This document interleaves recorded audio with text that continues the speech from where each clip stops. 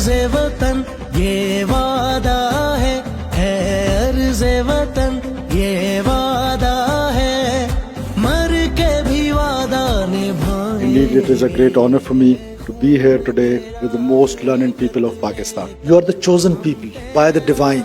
Allah के रसूल को उस्ताद मौलम बनाया गया.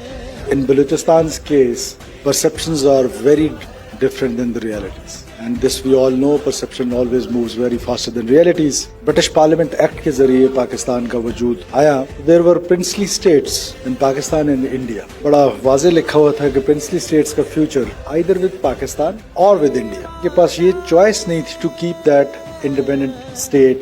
Khan Kalat had a very good relationship with Hazrat Quaid-e-Azam Muhammad Ali Jinnah रहमतुल्लाह अलैह. और फिर खान कलात अपनी किताब में लिखते हैं कि as a Muslim as a faith ये समझता था कि पाकिस्तान की ज्वाइनिंग जो है वो हमारे लिए बहुत जरूरी है और हमारा सर्वाइवल इसी में है. And he proved himself right from his grave. आँख से देखे तुझे वो आँखें. I called it unparalleled development. This is not underdevelopment. So this is where the confusion is. उस वायलेंस को सब ने मिलकर टेररिज्म का नाम दे दिया और इधर जो वायलेंस है इस वायलेंस को रैशनलाइज करने के लिए ये महरूमी का जो लफ्ज है एहसास महरूमी इसको इस्तेमाल किया गया.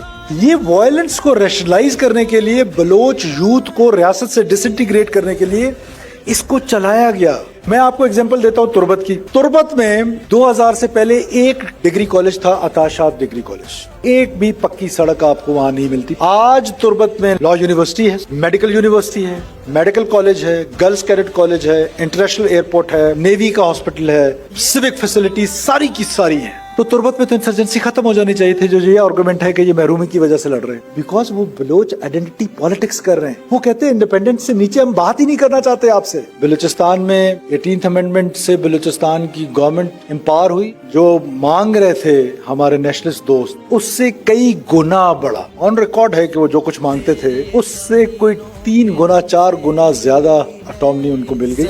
हमारी आनाओं को whatever the conditions are, whatever the situation is, because when Constitution of Pakistan is giving rights to the citizen, before giving rights it gives responsibility to the citizen as well. In those responsibilities Constitution का Article 5 कहता है it is unconditional loyalty towards state of Pakistan. नहीं है कि मेरे पास सड़क नहीं है तो मैं बंदूक उठा लूं रियासत के खिलाफ.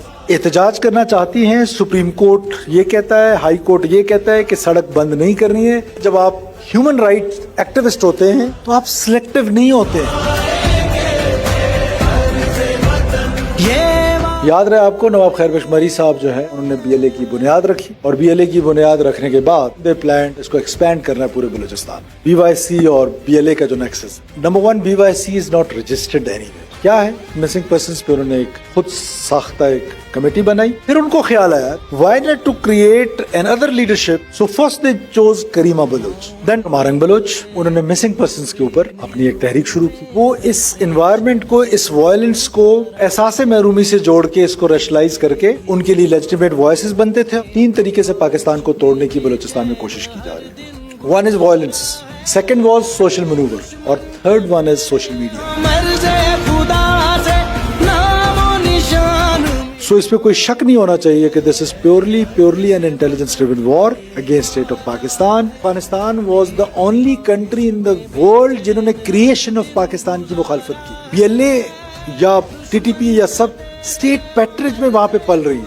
मुझे एक दिन एक सहाफी ने कहा कि आप हमेशा इंडिया का नाम लेते हैं, तो मैंने कहा कर इंडिया रहे, अगर माल्टा वाले करेंगे तो मैं माल्टा का नाम लूंगा.